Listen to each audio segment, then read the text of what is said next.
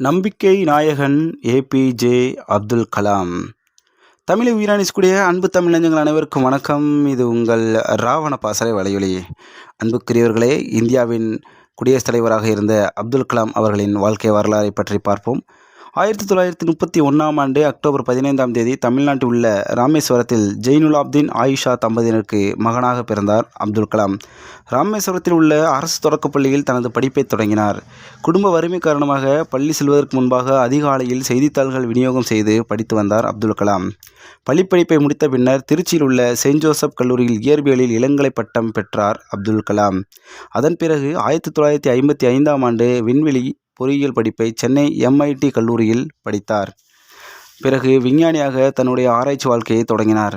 ஒரு சிறிய ஹெலிகாப்டரை இந்திய இராணுவத்திற்காக வடிவமைத்து கொடுத்தார். பின்னர் இஸ்ரோ எனப்படும் இந்திய விண்வெளி ஆராய்ச்சி கூடத்தில் தனது ஆராய்ச்சி பணிகளை தொடர்ந்தார்.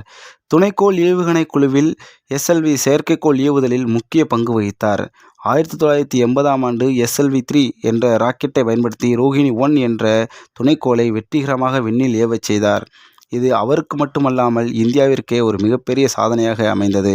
இத்தகைய வியக்கத்தக்க செயலை பாராட்டிய மத்திய அரசு இவருக்கு 1981ஆம் ஆண்டு பத்மபூஷன் விருது வழங்கி கௌரவித்தது.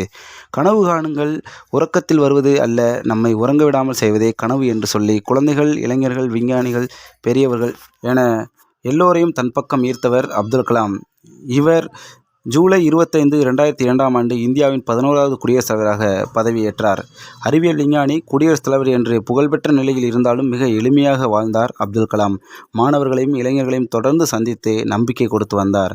அவருடைய அக்னிச்சிறகுகள் என்ற சுயசரிதை பலருடைய வாழ்க்கைக்கு தன்னம்பிக்கை தரும் நூலாக இன்றும் விளங்குகிறது.